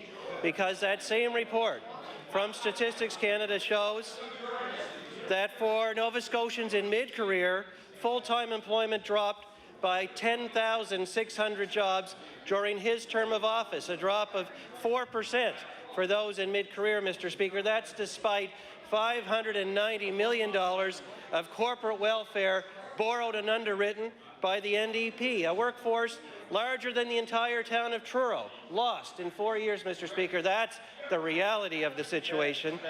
And those Nova Scotians are also voting with their feet already, because we know where they've gone to find work, and that's also out west. So I will ask the Premier, in the real world, does he understand why so many Nova Scotians have lost their jobs despite all the money he's borrowing and spending here in Nova Scotia?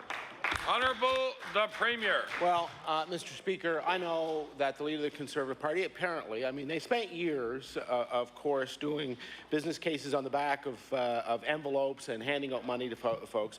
I know, so he's not used to seeing a government that actually makes good investments, that makes sure that we actually receive a benefit, that a government that on its loan portfolio has made some $80 million in returns for the people of Nova Scotia. And we know that he's opposed to the 440 jobs predominantly, which will keep young people here in the province, to projects. He actually, him and his members actually stood up and insulted the employer who came to our house to talk about the 440 jobs that they were creating. He's opposed to IBM, Mr. Speaker, opening the Global Delivery Centre here in Nova Scotia. You know, while people were cheering that announcement, Mr. Speaker. So no wonder, Mr. Speaker, he doesn't understand what economic development drivers actually look like. The Honourable Leader of the Progressive Conservative Party on his final supplementary. Mr. Speaker, you know what a good investment is? One that actually creates jobs, not loses 4,600 for our young people and costs $200 million. Nova Scotians aren't interested in what interest rate he's getting on his investment account, which he's lent out to the Irvings, which he's lent out to all these companies. They want to know whether jobs are going up or down. For our young people, they're minus 4,600. For those in mid-career, they're minus 10,600. And I know, Mr. Speaker, that the Premier likes to blame it on the global recession. But you know what? For the rest of Canada, for that exact same time, the labour force grew by over 300,000 jobs.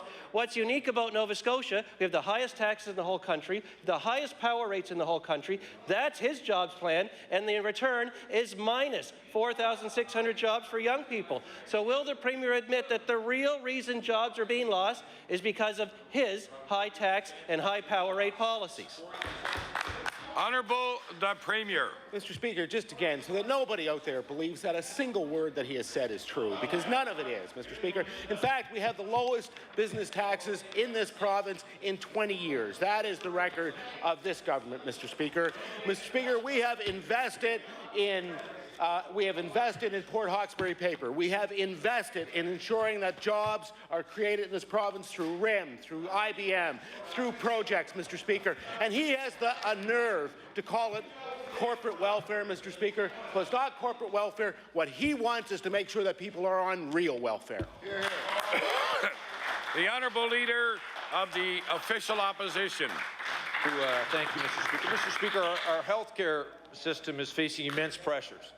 Escalating cost pressures, public frustration with wait times, and a hyper-conservative government that will fundamentally change the way it funds health care, which will negatively impact Nova Scotia.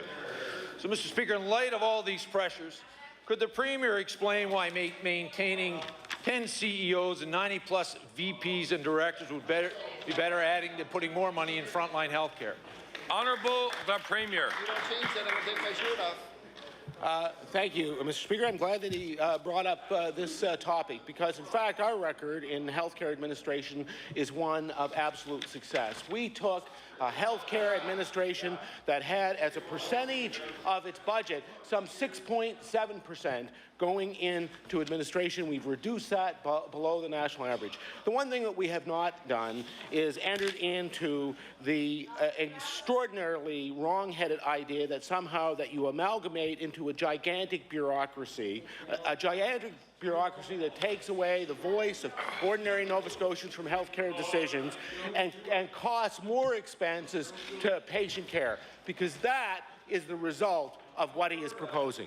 The Honourable Leader of the Official Opposition on his first supplementary. Mr. Speaker, the only party in this province that could eliminate 10 CEOs making over $200,000 and another 90 employees, Mr. Speaker, making over $100,000 and increase the expense would be the NDP party, Mr. Speaker. No other party could meet that feat but that group across there, Mr. Speaker.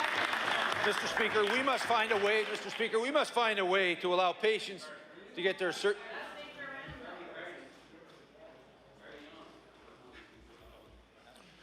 Mr. Speaker, we must find a way to allow patients to get the surgeries faster, enable them, Mr. Speaker, to travel to any health care facility in the province they wish to, even outside of their district. Right now, Mr. Speaker, budget turf protection between the 9 administrative boundaries prevents this from happening, Mr. Speaker, as frequently as it could, or quite frankly, Mr. Speaker, as it should. My question to the Premier, does the Premier agree or disagree that we need to find a way to allow patients to travel to any facility in this province that they choose in order to access the health care they need? Honourable the Premier. Well, Mr. Speaker, I realize that this is another profound example of the inexperience of the leader of the Liberal Party. You know, patients can travel to the various facilities they want to get the service that they want. They can do that now, Mr. Speaker. Of course they can. But, Mr. Speaker, the rest of us out here have lived through amalgamations that came about as a result of the Liberal Party. Forced amalgamations. We watched the forced amalgamations, and you know something? No money was saved. And in fact, what happened is more expenses, bigger bureaucracies were created, no efficiencies were created, and what happened was that money was taken out of patient care in order to pay more bureaucrats.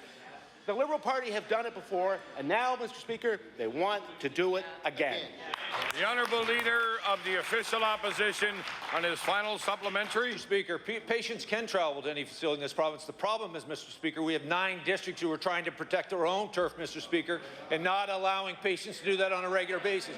It's not first option, Mr. Speaker. It's for those Nova Scotians who can find their way through the massive amount of bureaucracy we have in this House, get to do that. Ordinary, hard-working Nova Scotians who can't find their way through the massive bureaucracy that is supported by this NDP government have no choice but to languish on wait lists in the districts, Mr. Speaker, where they live, Mr. Speaker. So while this Premier wants to protect the 10 CEOs, we want to give Nova Scotians quicker access to primary health care, Mr. Speaker. Mr. Speaker, our plan will put decision-making back in the hands of those who know their patients best, our frontline healthcare workers, Mr. Speaker, and take it out of the boardrooms, Mr. Speaker. Our plan will remove the administrative burden that has been stifling our healthcare system, Mr. Speaker, and will let once again, Mr. Speaker,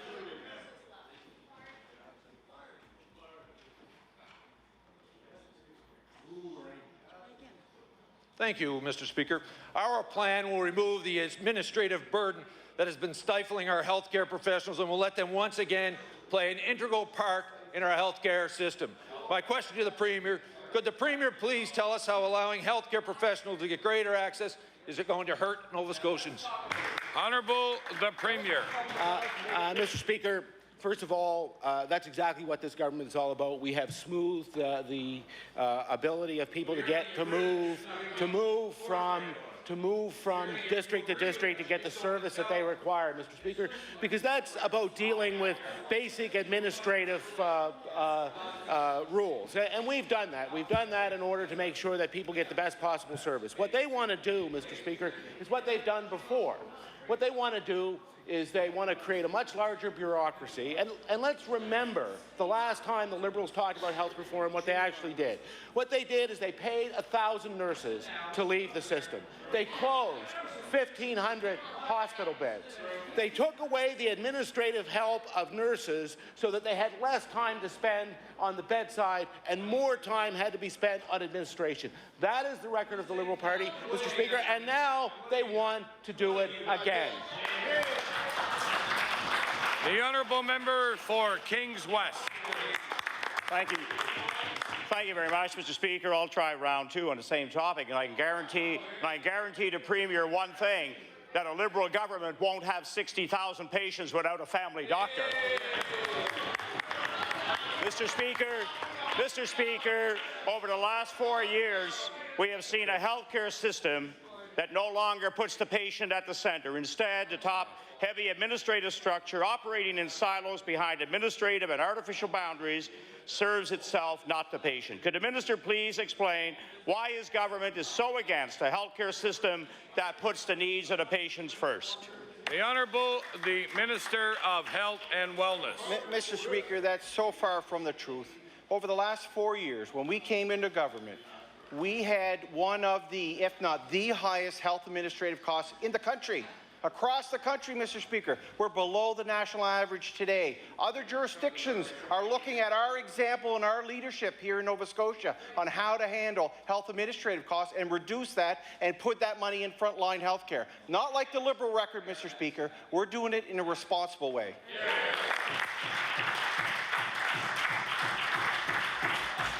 The honourable member for Kings West on his first supplementary. Thank you, Mr. Speaker, and I can assure the minister that nothing has changed in the Annapolis system, just a little bit of restructuring, that's all. People that are no longer on the organizational chart but remain in administration. Now, Mr. Speaker, healthcare in this province is not standardized and uniform across the province. Wait times in each district are different.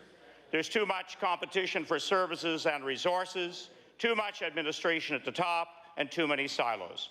We need to have one fully integrated system where the two boards, one for the IWK, one for the province, work together to plan and create one healthcare system. 943,000 Nova Scotians deserve nothing less. Could the minister please tell Nova Scotians why top-heavy administration is more important to this government than an accessible healthcare system for patients? Honourable the Minister of Health and Wellness. Thank you, Mr. Speaker.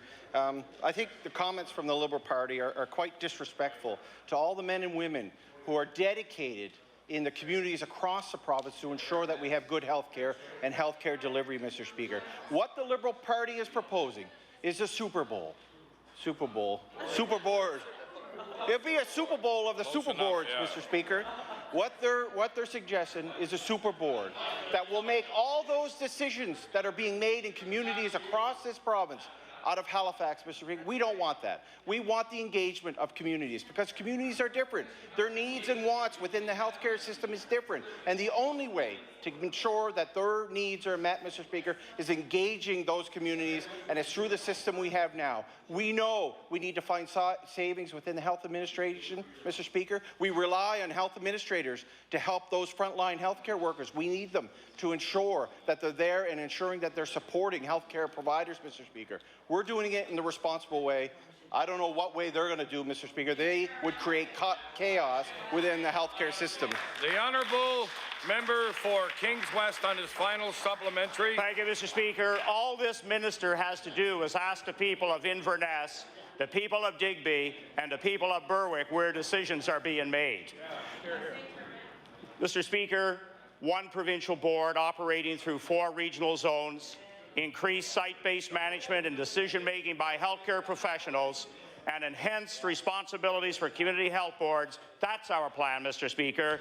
Mr. Speaker, we have listened to frustrated patients. We have heard from frustrated healthcare professionals who feel their voices have been silenced. It's high time we have in place a government who has a vision to ensure our healthcare system empowers our healthcare providers. It's high time we have in place a government who has a vision to ensure our healthcare system serves the patient, not the system itself. Could the minister please tell us why faster wait times and empowered healthcare workers are not important to the NDP government? The Honourable Minister of Health and Wellness. Thank you, Mr. Speaker. And this is a very serious issue. Across the country, governments are trying to harness healthcare budgets. And we talk, as we meet on a regular basis, ministers from all provinces and territories, Liberal ministers, Conservative ministers, and some of the jurisdictions have taken the steps that is proposed by the Liberal Party, Mr. Speaker, and each and every one of them have told me, do not go there. It does not work. It costs more money. Services and money that should be going to frontline health care are not there because we pay to have a larger board, Mr. Speaker, and look at provinces like Alberta that now have made that tough decision to try to go to a super board, Mr. Speaker. Now we're reverting back to the system we have, Mr. Speaker. It's wrong to go that route, Mr. Speaker. It's right to go the route we've done. Work with administrators, work with the district health authorities to reduce health administration costs and put that money into frontline health care services. The Honourable Leader of the Progressive Conservative Party. Thank you, Mr. Speaker. Mr. Speaker, the evidence is mounting at the UARB that Muskrat Falls is not the lowest cost option for Nova Scotia electricity ratepayers. The evidence that's mounting seriously contradicts the assertions of both the NDP and Nova Scotia Power about that mega project. In fact, Mr. Speaker, the review board's own consultant found, and I quote, that Muskrat Falls has not been demonstrated to be a definitive least cost incremental supply source for our province's energy future. In other words, Mr. Speaker, it costs too much. Will the Premier allow the Utility and Review Board to set its own timeline for review of this expensive project so that Nova Scotians can be assured that it's the best way forward by someone other than his government and Nova Scotia Power? Honourable the Premier. You know, Mr. Speaker, the leader of the Conservative Party must be, he must be disappointed because the fact of the matter is exactly the opposite is true than what he says. In fact, a number of consultants from the board have been hired, and all of them but one found that this was the best project for Nova Scotia, for ratepayers. Mr. Speaker, they are looking at this project in depth as they are supposed to. In fact, Mr. Speaker, this project has had more scrutiny than any project that has ever come before the Utility and Review Board, at least so far as I know, and I've been around for a while. Mr. Speaker, and the reality is that this energy strategy, which includes Muskrat Falls, means that the energy that will be used by Nova Scotians will be local, it will be secure, it will be green, and thanks, Mr. Speaker, to this government, it will be tax-free. The Honourable Leader of the Progressive Conservative Party on his first supplementary. Mr. Speaker, the UARB's own consultant says it's not the lowest cost option. The Consumer Advocates consultant says it's not the lowest cost option. The Small Business Advocate says it's not the lowest cost option. Those are the people who are there at the board representing the ratepayers of Nova Scotia. The only person that has made up his mind, regardless of the cost, is the one that Nova Scotians are supposed to look to protect them, and that is their Premier, but he is closed-minded on Muskrat Falls, Mr. Speaker. That's why he's ordered the board to approve that project within 6 months and no more. So I will ask the Premier, if he truly wants to know if it's best, why not allow the board to do its work in its own time frame? Honourable the Premier. Thank you, Mr. Speaker. I know yesterday a member of the federal party associated with the leader of the Conservative Party was in town, the Honourable Jim Prentice, and he was in town to speak to the MEA, Mr. Speaker. And, you know, the Maritime Energy Association, and I just want to read again, because apparently the leader of the Conservative Party missed this yesterday. I don't know if he was, I don't know what he was doing. But, Mr. Speaker, I know it gets noisy in here, so perhaps you didn't hear. And this is what Mr. Prentice had to say yesterday. When I was in politics, I had the privilege of serving as both the industry minister and the environment minister. These experiences left me with an affinity for the kind of development that helps generate widespread and long-term prosperity, and is at the same time environmentally sustainable. In my view, Lower Churchill is all of this and more. It is a transformational project for Atlantic Canada that will take the region to a new level of industrial development. Mr. Speaker, I think that the leader of the Conservative Party should heed the words of his former colleague, Mr. Speaker. I think he should understand that this project will deliver the lowest fairest rates for people in Nova Scotia, but more than that, it will help transform the economy of our region.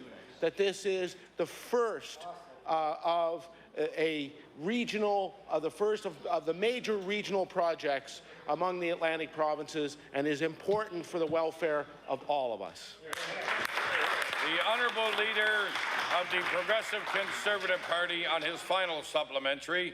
Mr. Speaker, Mr. Prentice is a fine fellow, but he doesn't have to pay the bills. We do, and that is the whole point. We're the ones, all Nova Scotians, who have to pay for this expensive project. Not just today's Nova Scotians, but it's a 35-year project. A whole other generation of Nova Scotians are going to be asked to pay for that project, and that is the problem. Mr. Speaker, we all want renewable power, we all want a great energy future, but we have to make a decision today that respects 35 years of Nova Scotians. So my point, Mr. Speaker, is we tell our kids to do their homework. On this case, $1.5 billion, 35 years. Why won't the Premier do his? Honourable the Premier. Well, Mr. Speaker, I've done my job, and I understand that this is the lowest, fairest rates for Atlantic Canadians, and unfortunately for Nova Scotians, and unfortunately, the Conservative leader doesn't seem to care about that. You know, there was a short time ago when the leader of the Conservative Party was in Ottawa. He was speaking to national organizations, and he was talking about the benefits of Muskrat Falls, not just to Nova Scotia, but to all of Atlantic Canada. He was promoting this project as one that was building the country, and he was right then, and he is wrong now. Mr. Speaker, Muskrat Falls will deliver the lowest and fairest rates for Nova Scotians. The Honourable Member for Dartmouth East. Thank you, Mr. Speaker. My question is for the Minister of Health and Wellness. Mr. Speaker, has the minister met with citizens in the Hillside Trenton area regarding the fly ash emissions from the Trenton Power Station as the NDP promised, and as well as the environmental and health concerns and the promised health study? The Honourable Minister of Health and Wellness. Thank you, Mr. Speaker. In the Department of Health, we have, of course, public health. We have Dr. Strang, who leads a team of dedicated professionals who try to ensure that there's good public policy, that any issues that arise from communities across the province, doesn't matter where they're at, that they look at it and ensure that people are living in an environment that's healthy for their citizens, for the community, Mr. Speaker. We're committed to that, and I know that the public health within the division, the public health division, has been working hard to meet the needs of those who request reviews and look at issues around the province, and I think they'll continue to do that into the future. The Honourable Member for Dartmouth East on his first supplementary. Well, Mr. Speaker, since the minister has trouble answering questions about his schedule, I'll help him. He is not. I have asked his predecessor in 2010, 2011, and 2012 whether she would meet with them, and she said, quote, on April the 5th, 2012, I set my priorities in terms of what needs to be addressed by making those decisions, and she goes on about accommodating people and so forth. So I guess this isn't a priority, which is funny because it was such a priority for NDP members from the Pictou ridings when they were in opposition, and they championed having a health study done. And in fact, the Environment Minister on April 5th, 2011 said that he understood the Department of Health and Wellness was going to undertake a health study on this issue, and yet there's no study that anybody's aware of, and no meeting has yet occurred, despite the fact that this the previous health minister has been through Trenton. So, Mr. Speaker, why is this minister, continuing his predecessor's position of avoiding this group from Trenton, when in opposition the NDP were so committed to meeting with them? The Honourable Minister of Health and Wellness. Thank you, Mr. Speaker. The medical officer of health for the province of Nova Scotia is someone who is dedicated, someone who is trained, who is a professional within that field of public health, Mr. Speaker. He has met in the past with this organization that the member brings forward. He is I think, the most appropriate person to engage with communities when they have concerns around health issues, no matter what it is. If it's fly ash, if it's anything else that is of concern of a community or an organization, our public health officer is there to support them. They're there to investigate. They're there to inquire and really come forward with any ideas or any changes that need to be had or any warnings, Mr. Speaker. So I have full confidence in the medical officer of health here in Nova Scotia, that he's doing his job just as he's supposed to, Mr. Speaker, and I look forward to continuing to work with him in the coming months. The honourable member for Dartmouth East on his final supplementary. Thank you, Mr. Speaker. I have no doubt about the qualifications of the province's Chief Medical Officer of Health. The issue is the NDP MLAs from the Pictou area had committed that the health minister would meet. In previous question periods, this minister's predecessor said that she would make every effort to meet with this group.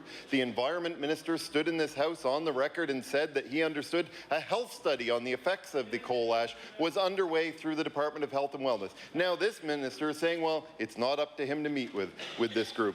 Mr. Speaker, this group of people represents a large number of people who have very serious and real concerns about coal ash from the Trenton plant.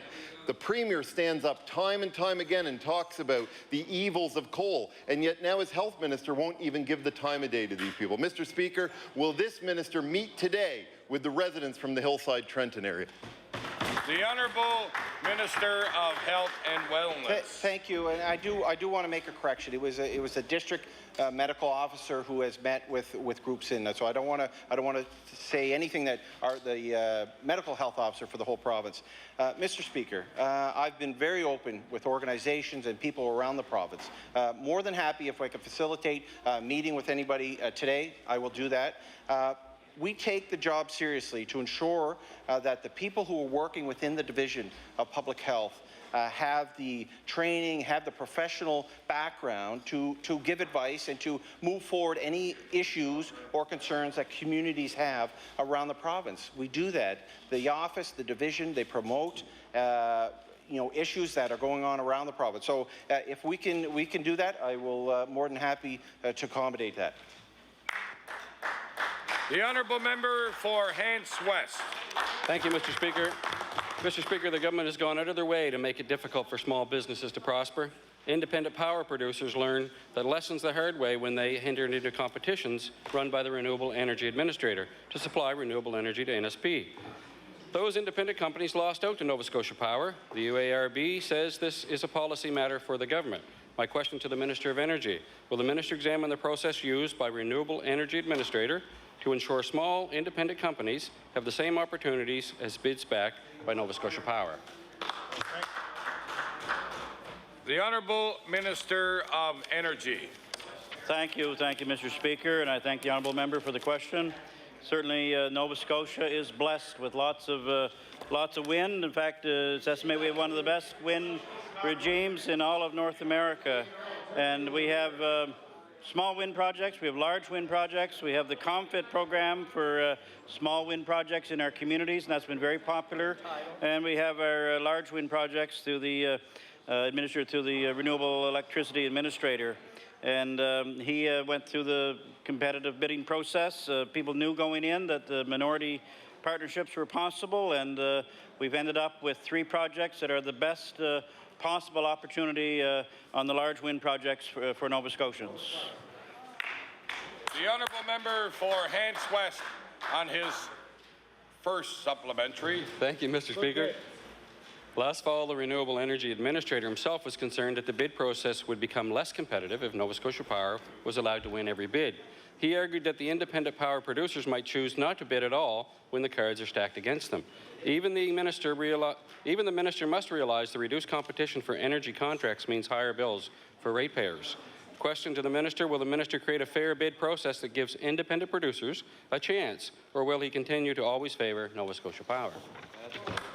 The Honourable Minister of Energy.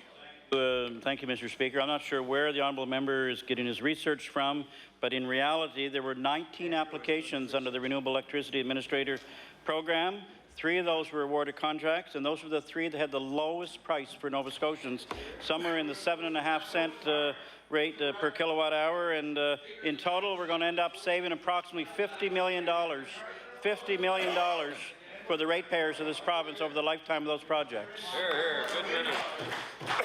The Honourable Member for Hants West on his final supplementary. Thank you, Mr. Speaker. Since the minister is so certain that the process is fair, he should welcome the scrutiny.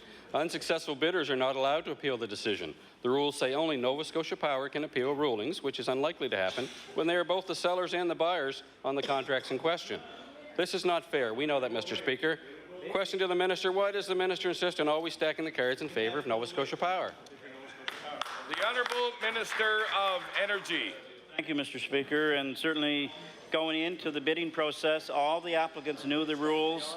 They knew that under the 2010 Renewable Electricity Plan that minority partnerships were allowed. And in fact, it is the best possible deal for ratepayers, $50 million in savings over the lifetime of the project. Here's what the UARB had to say about the process. And I quote, they said, "It's a low-risk deal that is a good investment on behalf of the ratepayers of this province." So again, it's the lowest possible, the fairest rates for Nova Scotians in this province. The Honourable Member for Glace Bay. Thank you, Mr. Speaker. Mr. Speaker, the provincial economy stalled last year. GDP increase was 0.2% province-wide. The province assumed a 1.2% GDP growth rate last year, and we're off the mark by a whole percentage point. So I guess they were turning the corner on accurate estimates, Mr. Speaker. This disappointing result came at a time when the NDP was spending hundreds of millions on corporate giveaways. Mr. Speaker, will the Minister of Economic and Rural Development explain how, after he spent hundreds of millions in corporate handouts, economic growth still ended up being flat?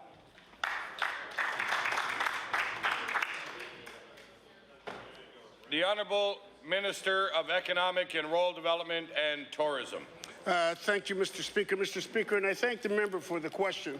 I'm only too happy to stand in my place and talk about what they term as giveaways and what we term as investments. At no time do we give money away, Mr. Speaker. Mr. Speaker, what we've done and what we will continue to do is we've made sound investments in the Nova Scotia economy, Mr. Speaker. What we've done, whether it be with Irving, whether it be with projects, whether it be with IBM, whether it be with Michelin, whether it be with any of those companies that we've made these investments in, Mr. Speaker, the people that gain from this are Nova Scotians, Mr. Speaker. By these investments, we get to hire more people. We get more in the way of tax revenue, Mr. Speaker. More money so that we can reinvest in health, in education, in all those things that are of value to Nova Scotians, Mr. Speaker. These are investments. The Honourable Member for Glace Bay on his first supplementary. Thank you, Mr. Speaker. Rather than corporate giveaways, the minister needs to focus his efforts on setting a competitive economic playing field for the province. This would allow businesses in the province, large and small, Mr. Speaker, to succeed. Yet, in an effort to get some quick and easy photo ops, the minister and the government preferred to sign over blank checks to large businesses with no targets or guarantees, Mr. Speaker. 0.2% growth across the province, which is a weighted average. Of course, Halifax is doing well, as we hear about the cranes in the sky. So if the 0.2% was our entire GDP growth, what does rural Nova Scotia look like in terms of economic growth, Mr. Speaker? So why does the minister think that photo ops and marketing slogans are more important than economic fundamentals? The Honourable Minister of Economic and Rural Development and Tourism. Thank you, Mr. Speaker. Mr. Speaker, as I've said, we make sound investments, strategic investments for Nova Scotia. We made sound investments all over the province of Nova Scotia, Mr. Speaker, including Southwest Nova, including the island of Cape Breton, Mr. Speaker, as we continue to make those investments, and those investments are paying off. We are on the verge of the greatest economic boom that in my lifetime, in our entire lifetime, Mr. Speaker. Maritime Link. When we think of the enormous benefits that will be just to Cape Breton in itself, Mr. Speaker. When we think when we think, Mr. Speaker, about IBM and projects coming, these are investments that these companies otherwise would not be locating or relocating here to the province of Nova Scotia. Mr. Speaker, as I said a number of times, Mr. Speaker, instead of the east going west, under our watch, Mr. Speaker, the west is coming east. The honourable member for Glace Bay on his final supplementary. Mr. Speaker, businesses and consumers have lost confidence in this government's ability to manage our economy. And it's no wonder, Mr. Speaker. A stalled provincial economy, 0.2% growth, a rural recession, and double-digit unemployment rates across the province, and as we've heard many times, 18.6, an alarming 18.6 in Cape Breton. So, Mr. Speaker, the minister talks about sound investments. With that much, $600 million of sound investments does not result in 0.2% GDP growth. Meanwhile, the minister is more interested in picking winners and losers and issuing press releases and getting quick and easy photo ops. So my question, when will the minister start putting the needs of Nova Scotian businesses first and get back to creating an economic environment where all Nova Scotian businesses can succeed? The Honourable Minister of Economic and Rural Development and Tourism. Thank you, Mr. Speaker. Mr. Speaker, what I'd like the member opposite to understand is that our investments are very, very accommodating. We don't have blanket investments. We've made huge investments in small business in the province of Nova Scotia, Mr. Speaker, by streamlining process, by eliminating red tape. Mr. Speaker, under our watch, we've had 400 companies that have benefited from the investments that we made. Mr. Speaker, we've had 10,000 Nova Scotian employees that have benefited by the PIP, by our investment in them, Mr. Speaker. We've had, I've had invites for a stream in Glace Bay, Mr. Speaker, when I visited them, giving me a tour, and very, very grateful and thankful for the efforts of this government, Mr. Speaker. Mr. Speaker, what we hear from Chamber of Commerce's, not just here in Halifax, but also in Cape Breton, Mr. Speaker, where they say, stay focused, you're on the right track, and stay there. The honourable member for Victoria the Lakes. Thank you, Mr. Speaker. Mr. Speaker, my question through you is to the Minister of Labour and Advanced Education. Mr. Speaker, this week the Premier committed to an Atlantic workforce partnership that will standardise apprenticeship programs between the Atlantic provinces. Mr. Speaker, on December 8, 2011, his department launched a review of the apprenticeship program.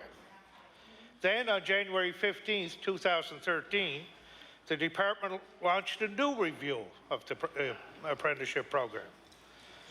Mr. Speaker, this government is dragging its feet on making changes to the apprenticeship program and on getting our own workforce trained for projects like the federal shipbuilding contract with Irving.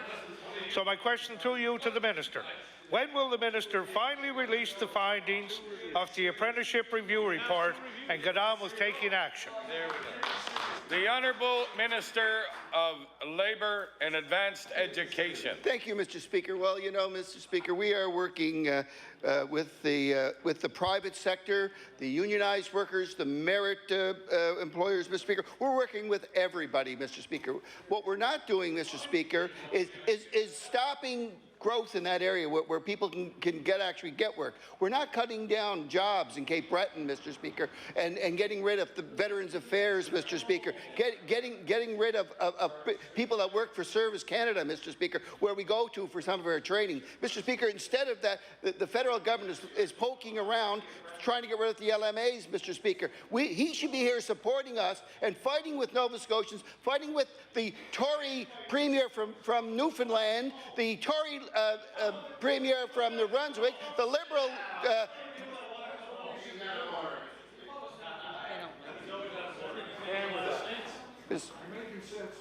Mr. Speaker, you know what, I'll sit down because I just feel sorry for that lot. The Honourable Member for Victoria the Lakes on his first supplementary. Thank you very much, Mr. Speaker. And this caucus feels sorry for the people that are out west that want to come back home to work. Mr. Speaker, the Minister and the former Minister refused to look at increasing the apprenticeship to journey person ratio.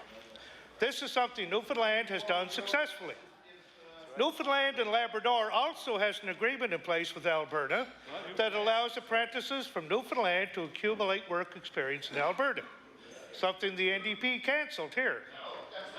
Since we are now taking a regional approach to apprenticeship, Mr. Speaker, will the minister adopt the programs Newfoundland has put in place for its apprenticeship programs?